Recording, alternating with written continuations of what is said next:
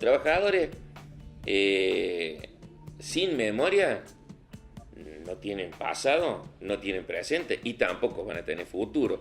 Por eso nuestra organización sindical siempre tiene esa virtud de mantener en la conciencia de cada laburante el sector al cual pertenecemos, a la clase a la cual pertenecemos, a los trabajadores. Uno de los artículos de nuestro estatuto fundacional es defender la empresa estatal.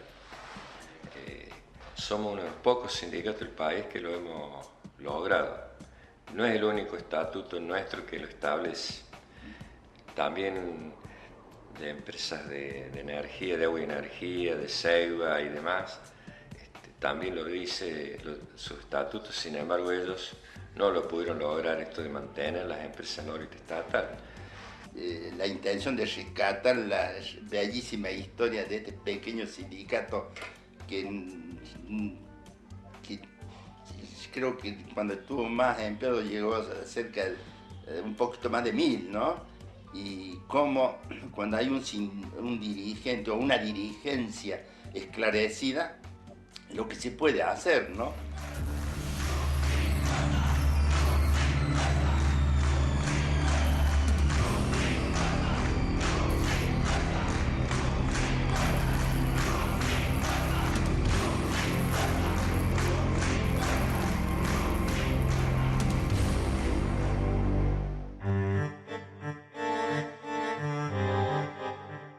En aquellas épocas, previas a la creación de nuestro sindicato, existía una compañía de luz y fuerza y otra compañía de electricidad de Córdoba, que respondían a capitales ingleses y norteamericanos.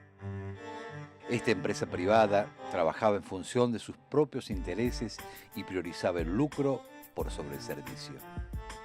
Es en este contexto donde Perón intenta y logra modificar esta relación de fuerza entre las multinacionales y los intereses de nuestro país, comenzando de este modo a promover la creación de los sindicatos.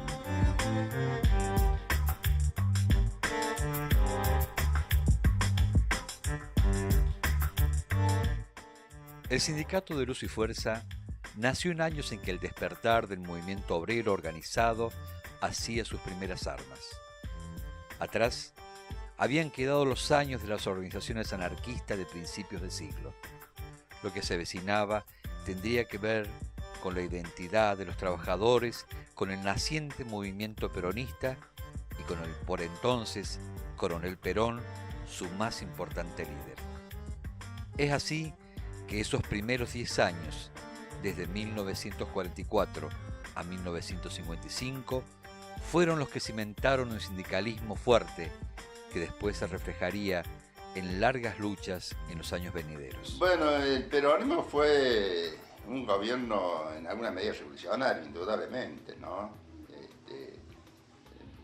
Vino y dejó en el pueblo un sentido de la clase trabajadora como clase, ¿no? Más allá de todas las críticas que se le puede hacer, porque el peronismo tenía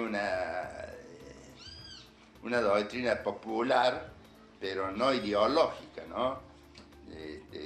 Defendía al pueblo, pero no, entonces dio lugar al entendimiento de dirigentes hasta de derecha.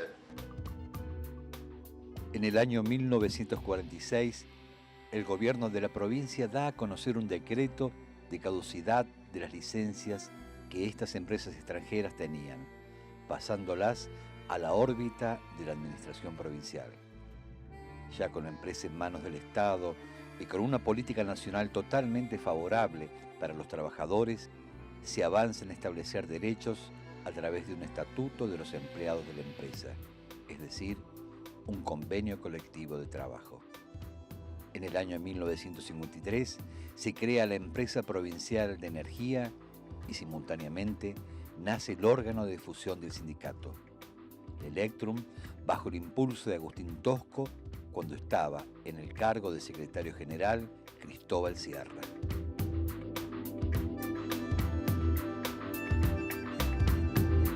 Electrum se publicó cuando el gremio estaba en su funcionamiento normal, es decir, cuando democráticamente elegíamos sus autoridades, y también cuando estaba intervenido.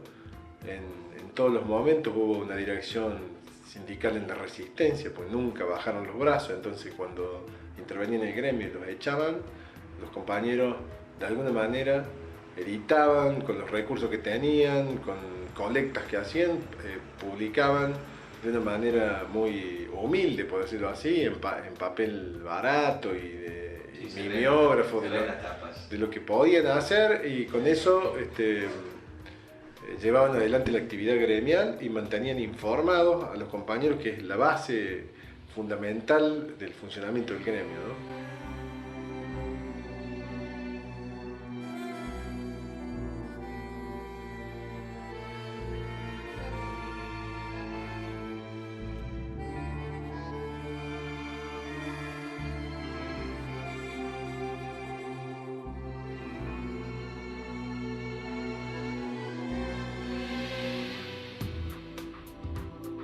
Cuando llega el golpe en 55, bueno, viene poquitos días, viene la intervención del sindicato también. Viene otra etapa de compromiso del gremio con la cuestión social, más que nada, es decir, no solamente con el desarrollo eléctrico de la provincia, sino un compromiso expreso con el combate contra la injusticia, sobre todo que sufrían los otros gremios o los otros sectores de la población. En septiembre del 55 la oligarquía golpea brutalmente al pueblo argentino, derrocando al gobierno constitucional del general Perón. Las masas obreras se lanzan a la calle a participar de la resistencia al golpe y comienza el papel fundamental del rol del sindicato de Luz y Fuerza en la lucha y del dirigente Agustín Tosco participando en la constitución de las 62 organizaciones. Durante el período 55-66 hubo una fuerte presencia de Tosco en el gremio y tuvo una respetuosa vinculación con el por entonces presidente de la Nación, el doctor Ilia. La Electrum, en todo este período, sirvió como un importante nexo de unidad de los trabajadores de Luz y Fuerza. Se transita después toda la década del 60, también donde el sindicato sufre intervenciones, la presencia de Tosco en el concierto de la política gremial de la Nación se hace muy grande ya, trasciende tanto su personalidad como su acción dentro del campo estudiantil también. Después que yo vengo y empiezo a militar, ahí recién empiezo a conocer a Agustín. O sea, en el 63, 64, recién me eligen delegado en la construcción de redes y empiezo a militar ahí. Con unos compañeros bárbaros, compañeros que un pibe y ellos eran grandes, y entonces todo el mundo te acompañaba y te enseñaba cosas y te decía cosas. Entonces hubo una gran pelea también con Agustín en el 1965 por el tema de un préstamo que le otorgó el BIC, y ese gringo se puso en contra de ese, porque era prácticamente una entrega de la empresa. Entonces también hubo una gran pelea, y ahí empecé a conocer un poco la gente, hasta que luego llegando a los años venideros, 68, 69, que ya sí éramos militantes en serio, la defensa en ese momento del sindicato, porque había una pelea espectacular contra la burocracia nacional, y que evidentemente el enemigo principal en nuestro gremio era Agustín Tosco. Y no era porque era un buen dirigente, sino porque era un enemigo del sistema. Entonces evidentemente había que sacarlo del medio sí o sí, cueste lo que cueste. Bueno, viene la otra bisagra, que fue el Cordobazo. Si bien el Cordobazo no fue la única revuelta que hubo en esas épocas, tuvo el Rosariazo, tuvo donde hubo un muerto, o no sé si más, y otros movimientos más. Pero la novedad aquí en Córdoba creo que fue que se plegó toda la población.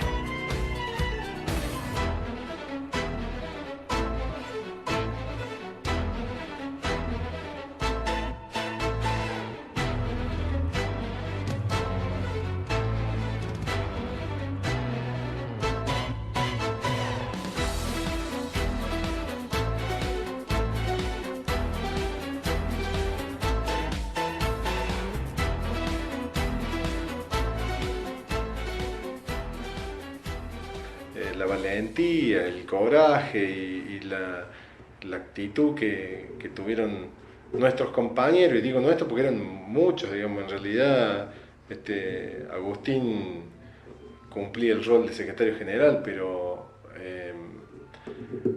Luz y Fuerza de aquel momento era una usina intelectual de la cual salían muchos comunicados, para eso usaban como una herramienta, como la herramienta principal, el órgano de comunicación de Luz y Fuerza, el Electrum, y pienso yo que eso era lo que probablemente hacía que la mayoría de los obreros de Córdoba, de la clase trabajadora, tuviera un alto grado de conocimiento de la situación y finalmente eso desemboca en el cordobazo, ¿no? Porque pasa acá por el grado de intelectualidad de la clase trabajadora de acá, no es una cosa espasmódica que les apareció en el año 69.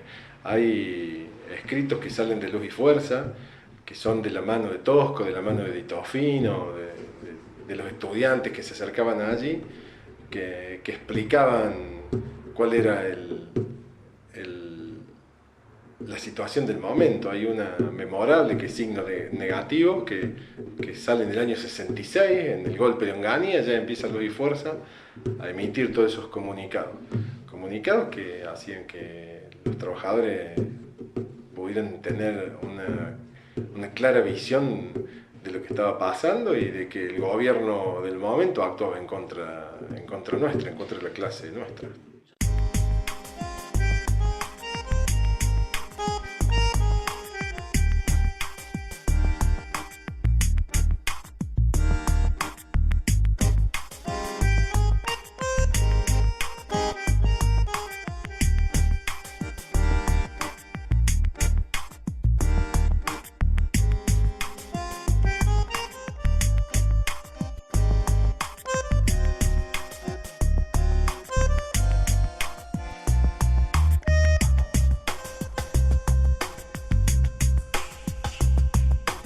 El golpe de Onganía terminó con el gobierno del Dr. Ilia y con esta acción comenzó uno de los periodos más tristes de nuestra historia.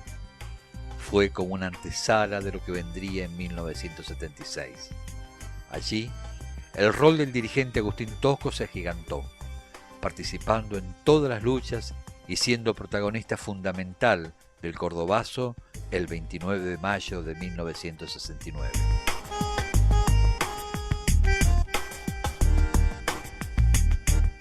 Me comentan que Tosco en una oportunidad había que crear, se aproximaban las elecciones y había que crear una nueva constitución Y Tosco era lo más democrático que se puede imaginar. Él siempre decía, acá somos todos trabajadores. Acá debe haber peronistas, radicales, comunistas, católicos, ateos.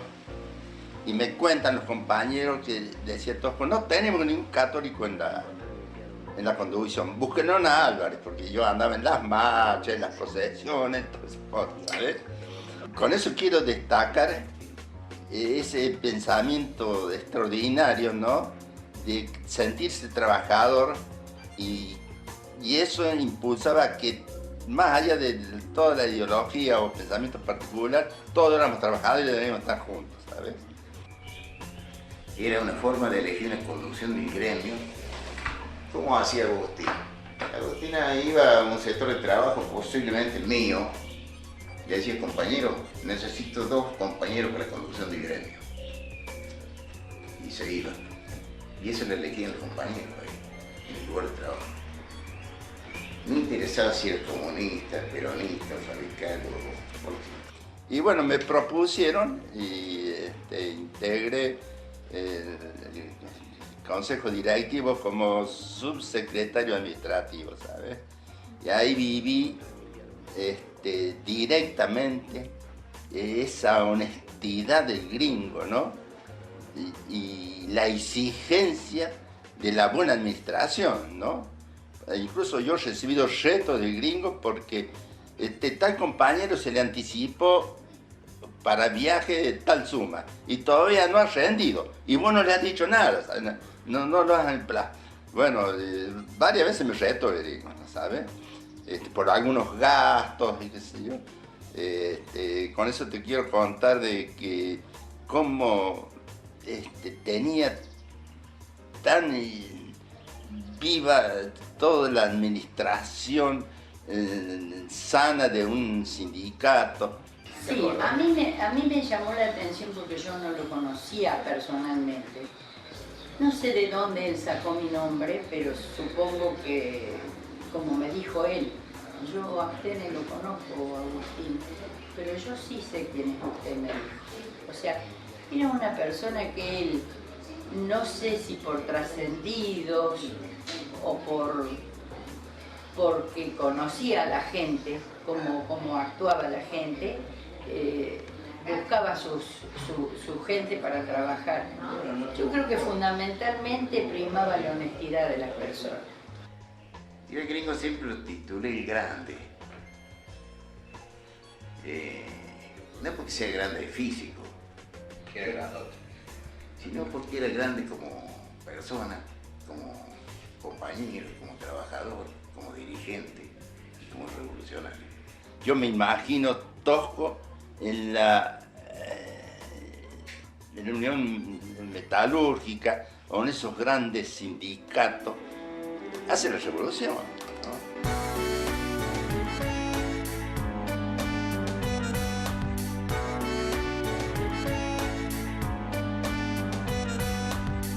Sabiendo que el camino ya no acerca, regreso a la impiedad de mi morada, lugar donde no estás para abrazarme, poblado de silencio y casi nada. La soledad es oscura, aunque amanezca, el dolor se parece a la aventura, horizonte que cambia de colores, obstinado paisaje que perdura.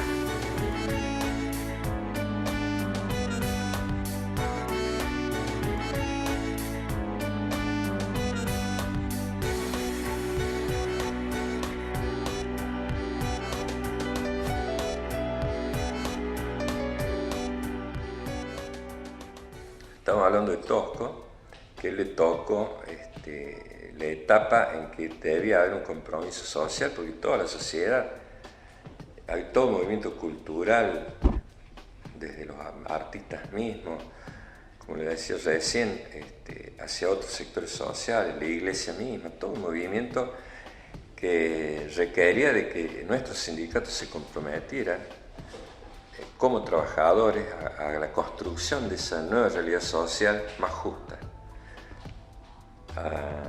hacia una lucha por la liberación nacional.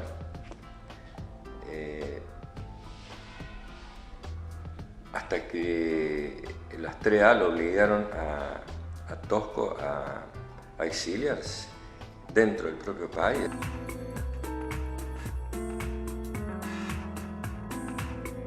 Los años 73-74 fueron de una profunda efervescencia política participativa del movimiento obrero argentino y en particular del cordobés. Allí, las luchas se fueron mezclando. Gran parte de los obreros y trabajadores, junto al estudiantado, peleaban por el regreso del general Perón. Pero también nacía el movimiento clasista, del cual Agustín Tosco, el más importante y renombrado dirigente sindical del país, fue partícipe. Agustín Tosco, acompañado por todo el gremio, había participado en la creación de la CGT de los argentinos y mantenía una línea combativa.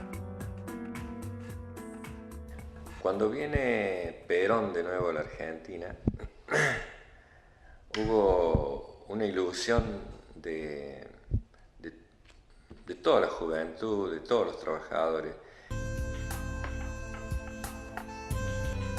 En febrero de 1974, con el Navarrazo, todo cambia. Se inició en esos tiempos una etapa de crímenes que se constituyeron en una práctica cotidiana del terrorismo de Estado. Las bandas de la Cabane asaltaron el sindicato, lo intervinieron e inician una persecución de nuestros dirigentes. Agustín Tosco pasa a la clandestinidad ante la amenaza de muerte. El 10 de septiembre de 1975, en una asamblea masiva, es elegido Tomás Di Tofino para presidir la asamblea apoyada por las bases, recayendo esta responsabilidad en los miembros de las diferentes comisiones. La Intervención Federal de la provincia desconoce estas comisiones. Esta jornada fue reflejada en el Electrum número 500 el 17 de septiembre de 1975. Fue Tomás Tití Di Tofino quien continuó en la conducción del gremio y al frente de la resistencia hasta noviembre del 76, en que fue secuestrado y hasta hoy se encuentra en calidad de desaparecido. El tema de Navarrazo realmente fue una demostración de que realmente no había habido ningún motivo para estar eufórico, por lo menos, de la vuelta de Perón. No se me olvida la imagen de cuando entra la policía y detiene a todos los compañeros.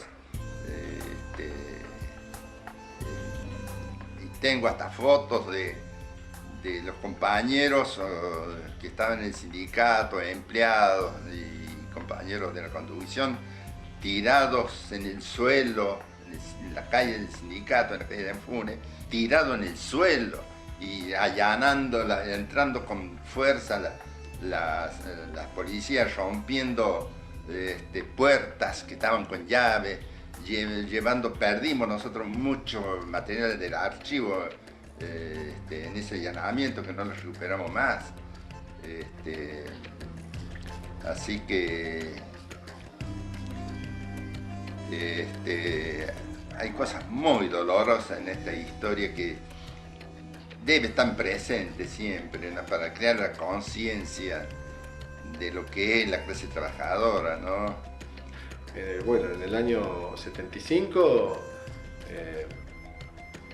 hay compañeros que se jugaban la vida repartiendo Electrum en los baños de la empresa y de los sectores, porque eran perseguidos para que el órgano de difusión no llegara a manos de los trabajadores. Y bueno, con eso desinformarlos y de alguna manera poder manipularlos, ¿no?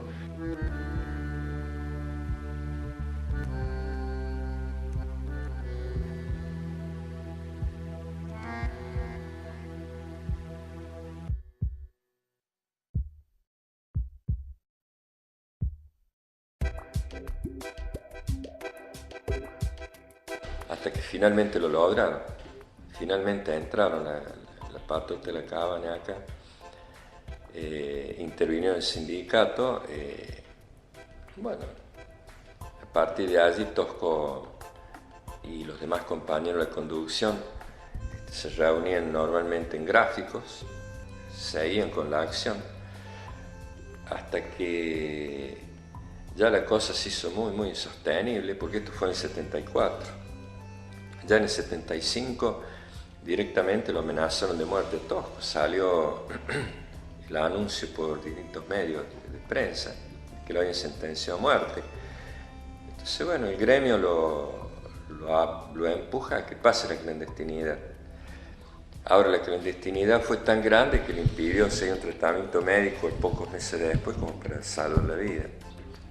Yo el cordobazo no lo viví acá adentro, pero viví la intervención que hicieron al gremio, donde nos rompieron todo el teatro, nos pusieron armas por todos lados. Y yo justamente, el gringo me había llamado para que viniera a dirigir la cooperativa de consumo que teníamos, y donde vendíamos desde azúcar a papel higiénico, a ropa, a heladera, todo. Teníamos un gran stock. Así que bueno, después pasaron unos días hasta que esto se fue calmando un poquito y nos dejaron entrar. Para yo entrar acá al gremio de nuevo, tuve que dejar mi documento 2 días, porque se supone que han averiguado todos mis antecedentes. Como yo no pertenecía a ningún partido político distinguido, cada uno tenemos nuestra idea, ¿no es cierto? Fue en función de eso que entramos a trabajar, y cuando entramos encontramos que nos habían robado todo. Sí, yo era uno de los pocos que tenía contacto con el gringo, cuando el gringo estaba clandestino y escondido en diferentes lugares de la sierra. Me recuerdo en Calera en una oportunidad, en Santa María, en Capilla del Monte. Y bueno, yo he tenido el privilegio de haberme ganado la confianza del gringo y yo lo iba a visitar muchas veces. Incluso le llevaba información del estado en que estaba el sindicato, los compañeros presos. Mal que mal, unos u otros lo protegían. Las reuniones se empezaron a hacer en otro lado, porque ya estábamos en la clandestinidad, ¿no es cierto? Y, por ejemplo, yo trabajaba en la parte contable y estaba Simón Grigalti en la tesorería. Pero entre nosotros, sotoboche, hacíamos colecta para mantenerlo al gringo. O sea que cada uno poníamos un dinero, lo juntábamos, pero igual, porque dentro de nosotros mismos había gente que podría estar del otro lado, infiltrada. Después de la muerte de Tosco, siguieron los compañeros resistiendo igual. Incluso estando en la clandestinidad Tosco, en esos 8 meses previos a su muerte, él seguía a través de compañeros con los que se contactaba permanentemente. Él continuaba liderando todas las acciones gremiales que se hacían aquí. Yo tuve el triste privilegio de haberlo traído en mi auto, escondido, para que lo revisara. Hay un médico, ¿cómo se llama? Por ahí lo tengo escrito, que aconsejó internarlo, ¿sabes? ¿Y a dónde internarlo? Y logramos que una clínica de Buenos Aires se comprometía a internarlo clandestinamente, ¿sabes? Y bueno, lamentablemente no se pudo salvar y bueno. Nosotros los militantes ya hacíamos 1 hora de guardia a la parte del cajón de Tosco. Lo peor fue cuando se salió de allá y se lo llevó al cementerio. Una balacera, un desastre. Algunos nos escapamos y nos fuimos porque era muy peligroso quedarse. Era tremendo.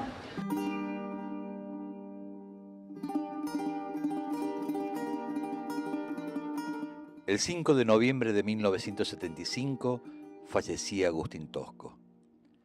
A su desaparición física, que colmó de obreros, estudiantes y hombres y mujeres del pueblo el velorio de redes cordobesas y la posterior represión en el cementerio de San Jerónimo, signó el final de un sindicalismo comprometido con la lucha de los trabajadores. La cruel clandestinidad a la cual lo sometió el decreto del golpista Lacabane lo llevó a la muerte de una forma muy triste, pero con el aprecio de miles de argentinos.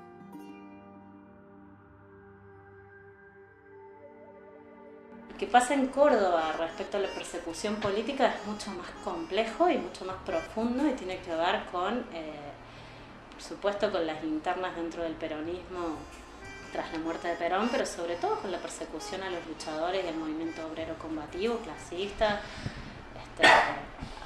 a la presión permanente del Comando Libertador de América, la AAA, los atentados. El gremio sufrió más de un atentado antes de la intervención, que además fue en el 74, estamos hablando de 2 años antes de la dictadura, ¿no?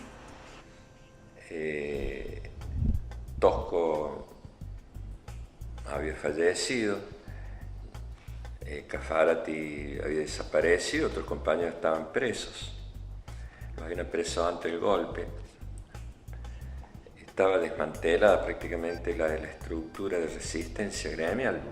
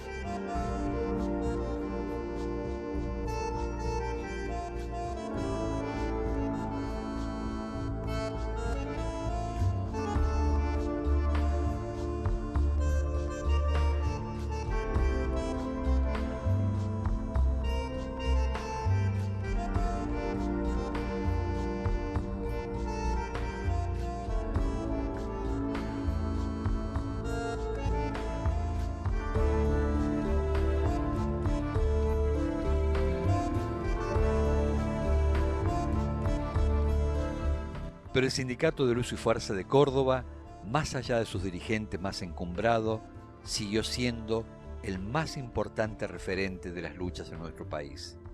Pasó la dictadura, miles de argentinos fueron muertos y otros desaparecidos, y otros miles detenidos.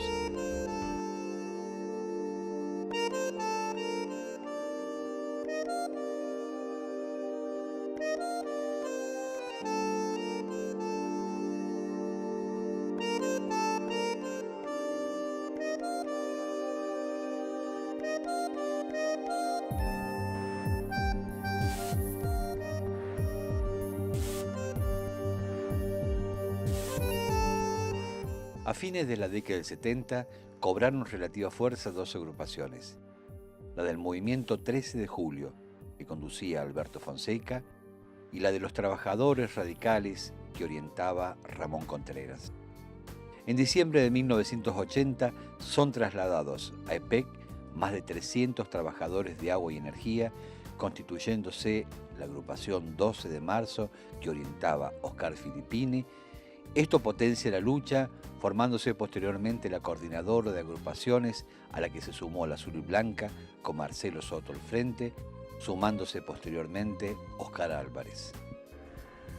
Lo único que sobrevivió fue un torneo de fútbol, a través del cual los socialistas, que no habían tenido mucho lugar, digamos, en la órbita de los consejos directivos de Tosco, encontraron en la actividad esta social una forma de participación.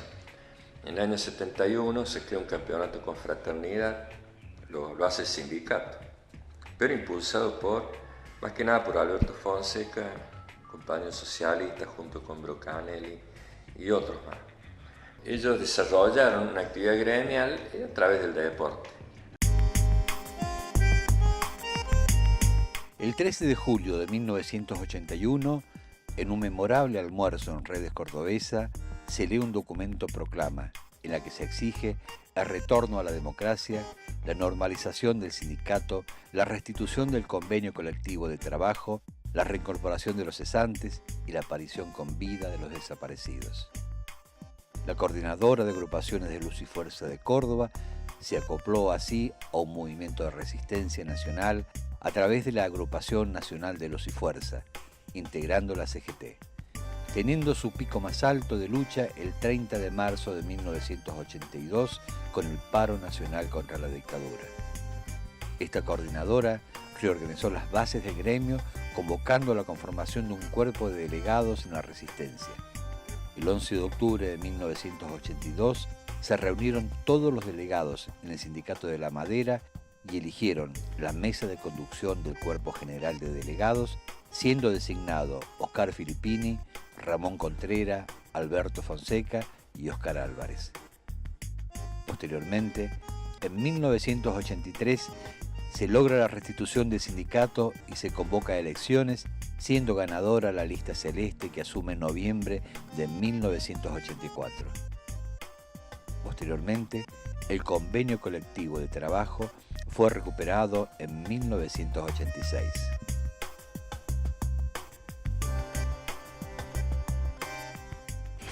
A mí me parece que se da una doble cosa que es interesante en Luz y Fuerza, digamos, que tiene que ver con tradiciones políticas internas.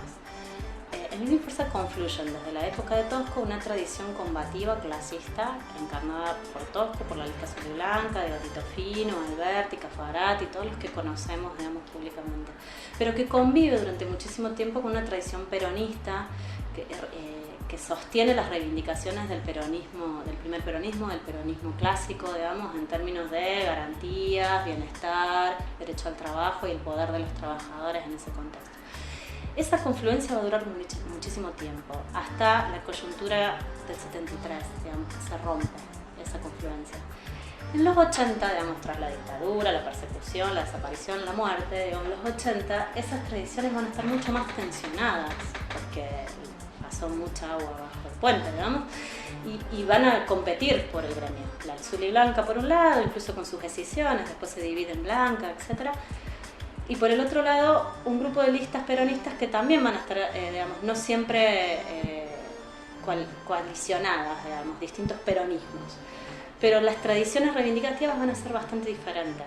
Pero de hecho, nosotros tenemos en los 80 un periodo de gobierno de Sixto Ceballos en confluencia con la lista de Racero, un gobierno de Felipe Alberti por la azul y blanca y otro gobierno de Racero a partir del 89-91 también con una confluencia distinta, y a partir del 92 lo tenemos a Racero y por fuera queda Sixto Ceballos. Bueno, ¿no? Digamos, tenemos esta cuestión. Lo que pasa en los 90, me parece a mí, que tras esa tensión, la amenaza directa de la privatización los va a volver a ligar.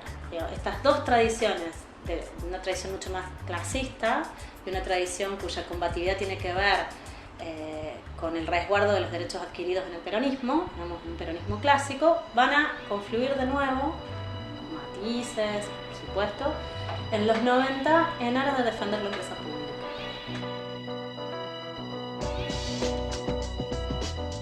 Ya en 1987 asumió la conducción Felipe Alberti con la lista azul y blanca. Fueron los primeros que tuvieron que hacer frente a la privatización periférica. En el año 1989 retorna Sixto Ceballos como secretario general, quien enfrentó los primeros pasos privatistas del gobierno de Angelos. Posteriormente fue Lorenzo Racero quien derrotó durante su conducción el proyecto privatista de Sociedad Anónima. Y así la historia. Un día miles de cordobeses tomaron en cuenta que toda la onda privatista de gobiernos entreguistas como el de Saúl Menem ponía en peligro la continuidad estatal de PEC en la provincia. Con la complicidad de gobiernos locales, miles de cordobeses se volcaron a las calles ante el llamado de la conducción del gremio. Había que parar la privatización y este gremio fue protagonista fundamental.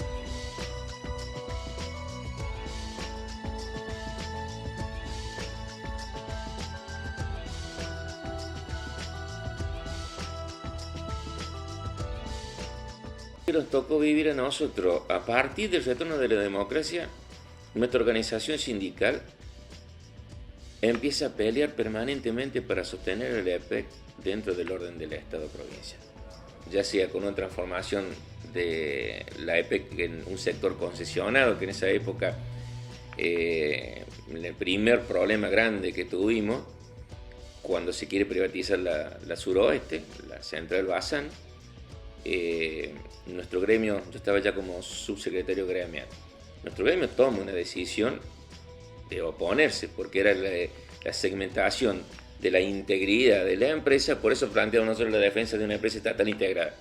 Si vos permitías que la generación en ese entonces se concesionara, que entraran capitales privados, de alguna manera te empezaban a segmentar la actividad completa que tiene EPEC. Entonces nosotros veíamos que debíamos resistir. Cuando tomamos esta decisión de las 48 horas de paro y después un trabajo de convenio y colaboración por 64 días, muchos compañeros no cobraban nada porque no había hora extra, y habíamos tomado la decisión nosotros de tomar nosotros la conducción de la empresa desde la entidad sindical. Nosotros de alguna manera manejábamos los reclamos, que me acuerdo que salíamos con los logos del sindicato en la E de los logos de los vehículos del EPEC. Le habíamos puesto encima el logo del sindicato para de alguna manera tratar de identificar que nosotros estábamos al servicio del usuario, que es nuestro verdadero patrón. Y nosotros de esa manera hacer sentir nuestro reclamo, garantizando el pleno funcionamiento de la empresa. Muestra esto que después que vencimos nosotros con los 64 días de lucha, el gobierno termina desistiendo de la idea de transformar en una concesión lo que era Pilar y la central Bazán, la central sudoeste. Dijimos nosotros, muchachos, nos sigamos preparando porque van a venir con otra cosa. Y se repite de nuevamente la historia. Se arma lo que fue la famosa SAPEM. Estamos en un gobierno también de color radical, pero ya con Mestre de gobernador. Se plantea una transformación de EPEC en su conjunto como sociedad anónima.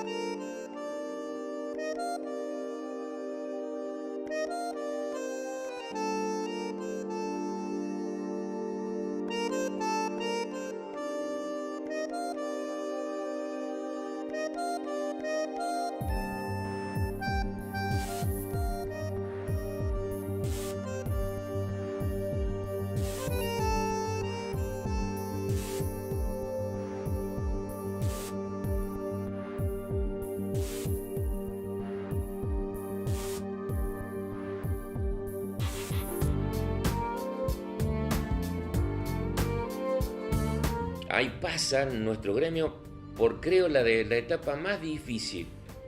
Hubo en una elección 5 listas. Eso demuestra la atomización de representación que había, que no le servía a la organización sindical. Ganara quien ganara, se iba a encontrar con muy poco respaldo en el momento de conducir. Y efectivamente fue así. Ahí nace un 3 de octubre. 3 de octubre del 96, donde tomamos toda la empresa. Central de Anfune, construcción red, complejo completo, el edificio central, el interior. No había ningún sector que no fuera tomado, producto de que a la mañana nos ponemos a leer el diario y decía que la organización sindical estaba a favor de una transformación de EPEC y sociedad anónima. Entonces pedimos al secretario general, en ese entonces el compañero Lorenzo Razo, le pedimos por favor que convocara una asamblea general. ¿Quién había tomado esa decisión si no había sido consulta con nadie? Y de ahí se camina de otra manera. Y la visión o la virtud que tuvo Lorenzo Racero en ese momento es ponerse al lado de la gente. Se va al secretario gremial y al poco tiempo la propia asamblea define que los candidatos a secretarios generales que habían participado en estas 5 listas que te hacía mención armaron una comisión de apoyo al secretario general y al consejo directivo que se había quedado salvo en este caso el secretario gremial que se le había exigido la renuncia. Por la forma de ser de Lorenzo nos permitía que cada uno de nosotros trabajáramos sobre un eje común, que era el eje que definía la asamblea, que era oponernos a un proyecto de sociedad anónima, pero con un proyecto propio, porque vuelve a aparecer lo que te decía anteriormente, no era una razón ni técnica ni económica, era una decisión política de la transformación del PEC. Hay como 3 momentos claves de intento de privatización, más allá de la ley de reforma del 89, que es el 92, el 96-98, junto a Mestre, digamos, en su proyecto de marco regulatorio eléctrico y de dividir EPEC en 2 sociedades anónimas, y el más fuerte y el más claro en términos de avances institucionales para eso, el de la Sota con las leyes del nuevo Estado, y llegó a tener los instrumentos legales para privatizar EPEC y no pudo. Lo que hay en Luz y Fuerza es una experiencia de democracia interna sólida que permitió que, junto al activismo de distintas listas internas, poder presionar a la conducción para torcer el rumbo. Y eso es un dato muy interesante que no todos los gremios tienen. Y sí tiene que ver con esa tradición tosquista de participación interna, de democracia de base, de democracia sindical. Pero lo más difícil, como te decía, fue la pelea con el gobierno de la Sota. Porque la Sota vino por todo. No vino por un sectorcito, vino por la privatización de la empresa provincial de energía. Y ahí tuvimos una estrategia donde todo el gremio es responsable de haber mantenido a la empresa provincial de energía en manos del Estado. Y también todos los cordobeses. Cuando La Voz del Interior nos titula Luz y Fuerza, un gremio en soledad, nosotros empezamos a observar que estábamos con una necesidad de generar un puente de comunicación con todos los sectores sociales. No nos alcanzaba con quedarnos con una medida de fuerza. No nos alcanzaba con dar hasta la vida si era necesario para evitar la privatización. Teníamos que tener una estrategia. Y eso es lo que yo rescato de esta organización sindical. Empezamos a hacer trabajo en los centros vecinales, en las universidades, en los colegios. Tuvimos una relación muy buena también con el padre Sarabia, quien de alguna manera también nos ayudaba a transitar este camino bastante complejo, porque era que la sociedad te acompañara. Comenzó la gran lucha del gremio de los 90, y tanto en el plano de la lucha en la calle, como en el plano de la lucha en la justicia, y bueno, y también en las comunicaciones. Yo me recuerdo ese momento como una participación masiva, y casi no había diferencia de lista. Uno veía en la tele compañeros que eran de la lista blanca, de la lista azul y blanca, de la lista naranja, todos peleando por lo mismo. Finalmente en el 2001 se cae la privatización y es un triunfo de todos. Ahí difícilmente alguien se pueda adjudicar esto lo hicimos nosotros, porque fuimos todos. Hasta recuerdo el equipo de fútbol de Club Instituto, que salieron a la cancha con una camisa que decía tenemos que salvar EPEC, o una consigna de ese tipo. Todos salvemos EPEC.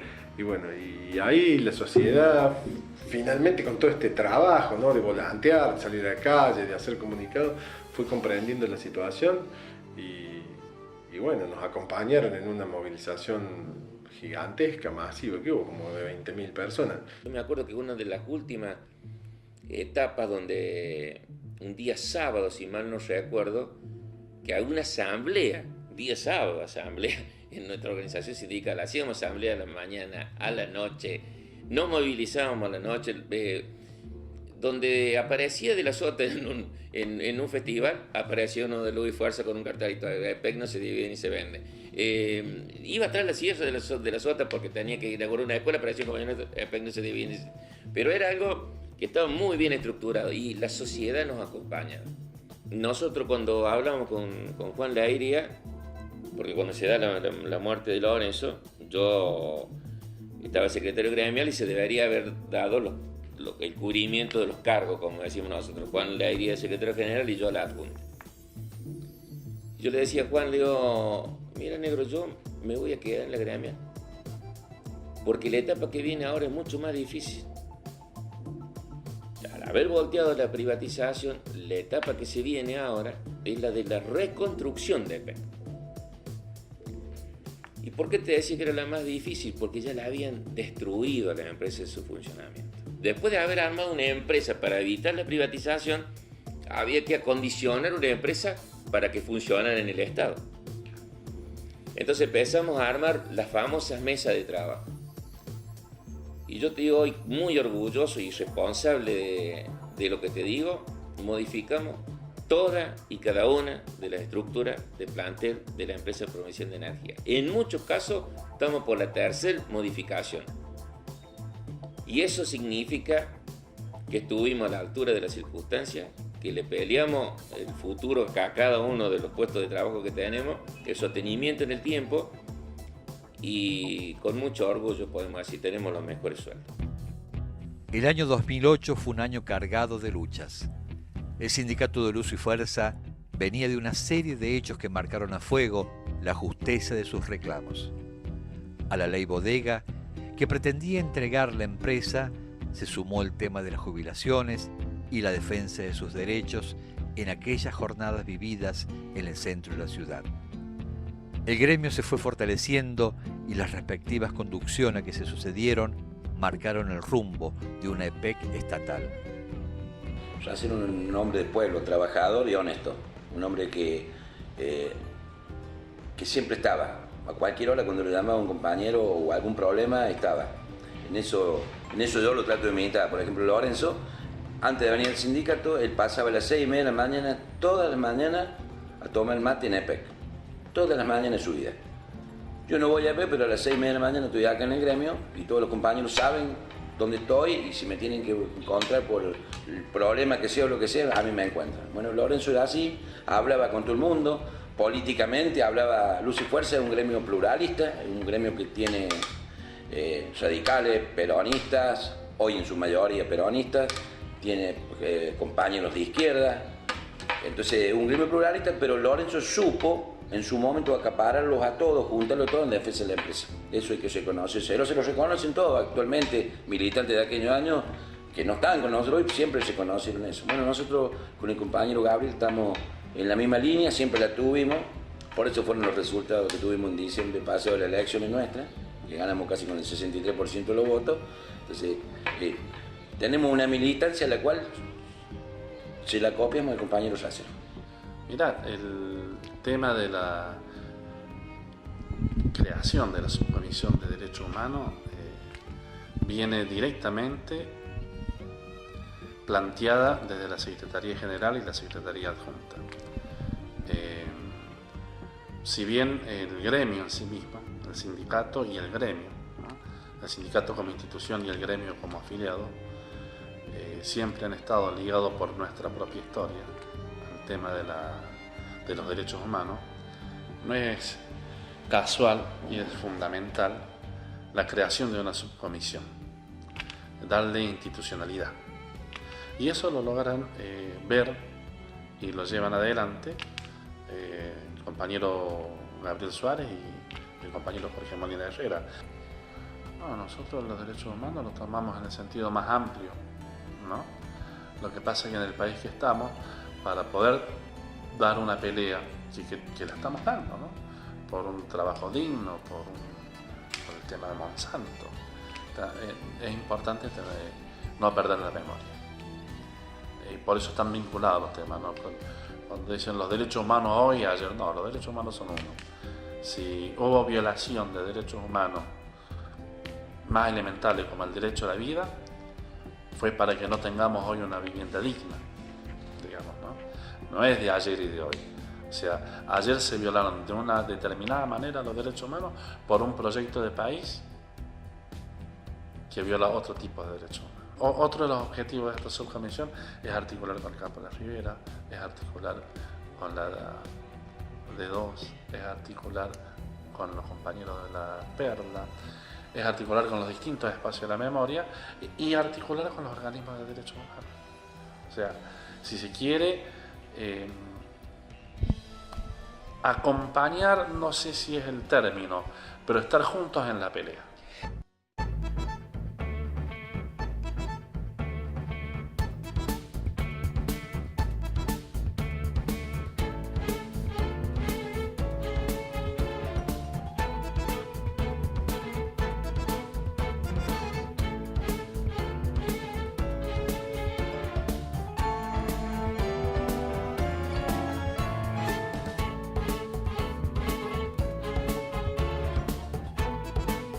Y hoy en día nosotros con el Gaby estamos haciendo lo mismo, seguimos dándole, haciendo crecer a nuestro gremio. Hoy estamos muy contentos porque hace 15 años que hace 20 años que tenemos un camping en Cosquín, un comodato que nos dio la empresa. Hace 20 años que insistíamos que nos dieran el predio, porque hemos hecho una inversión muy grande. La semana pasada, el día 17 de octubre, ¿era qué día? El compañero presidente de EPEC, nos firmó la resolución en la cual el camping Juan Domingo Perón es patrimonio del Sindicato de Luz y Fuerzas Córdoba. Eso nos llena de orgullo porque indudablemente después de una larga espera conseguirlo un 17 de octubre y esta conducción gremial fue un logro muy importante para nosotros. A nadie se le ocurre desafiar esa forma de hacer sindicalismo porque sabe que el gremio no lo tolera. El gremio está compenetrado en que acá se tiene que privilegiar, si es que hay que privilegiar algo, los intereses del conjunto, no de un partido político.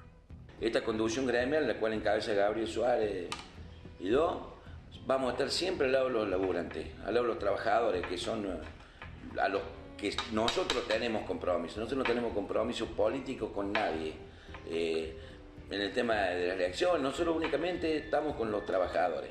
Nosotros trabajamos y pensamos en ello. Y nos podemos equivocar en algunas cosas como cualquiera, somos humanos, pero siempre vamos a defender una EP estatal integral para que todos los trabajadores de EP tengan un futuro mejor. Ahora tenemos el problema con los compañeros pasivos. Vos decir así a mención. Otra gran equivocación.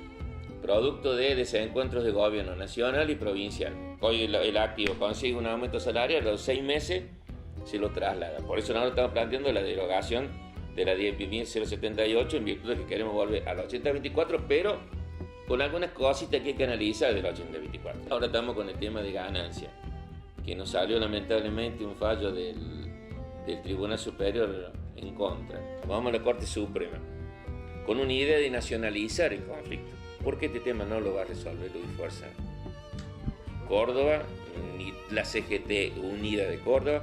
Esto tiene que ser todo el movimiento obrero unido. La presentación nuestra tiene algo de inédito. Así, bueno, es una presentación colectiva que habla, yo quiero pagar, quiero seguir tributando, pero actualízame el artículo 90 que marca lo que yo tengo que aportar. Tomando en cuenta que cuando se larga esta famosa tablita machinea, el peso dólar tenía el mismo valor. Si vos tomas lo que hoy, el precio que nosotros tributamos, lo transformas en dólar y te darías cuenta que ningún trabajador debería estar aportando ganas. Nosotros nunca, nuestra organización sindical nunca va a permitir ningún intento de privatización, ningún intento de concesión. No vamos a entrar en ninguna terciarización. Nosotros, de alguna manera, por la historia, estamos comprometidos a seguir sosteniendo una empresa estatal integrada.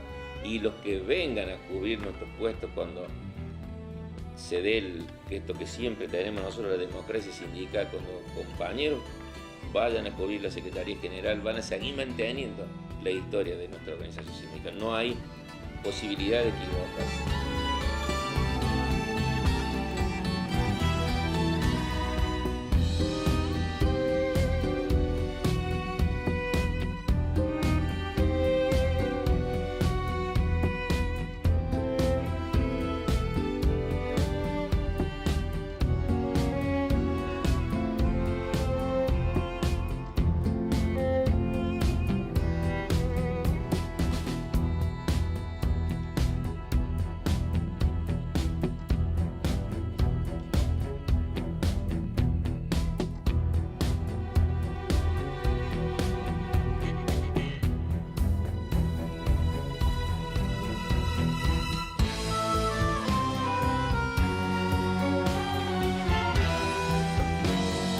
comenzábamos preguntándonos cómo se cuenta una historia. Ya estamos concluyendo y hemos intentado contar esa historia. La historia de 70 años de lucha. La historia de hombres y mujeres que han hecho grande este gremio. De hombres como Murúa, Borserini y Sierra que cimentaron un sueño. Hombres de la talla enorme y de trascendencia nacional como Agustín Tosco o de hombres como Lorenzo Racero. Todo cabía y cabe en un sindicato como el de Luz y Fuerza. Los hombres que fueron responsables de su historia la hicieron grande, porque en este sindicato todas las voces resuenan en sus paredes. Fue, es y seguirá siendo un sindicato de puertas abiertas donde entran todas las opiniones, y esa es la grandeza de su historia.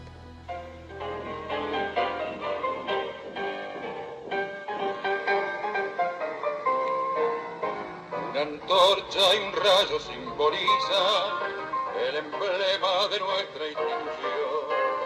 Las conquistas sociales sintetizan el poder que tenemos en la unión. Hoy triunfal con amor y sacrificio, Luz y Fuerza con celo maternal, vela siempre por el bien de sus hijos, al amparo de la vida sindical. Luz y Fuerza, compañeros, es nuestro segundo hogar. Debemos ser los primeros en hacerlo respetar. Otro sagrado mandato que tenemos que cumplir es que a nuestro querido sindicato lo debemos defender hasta morir.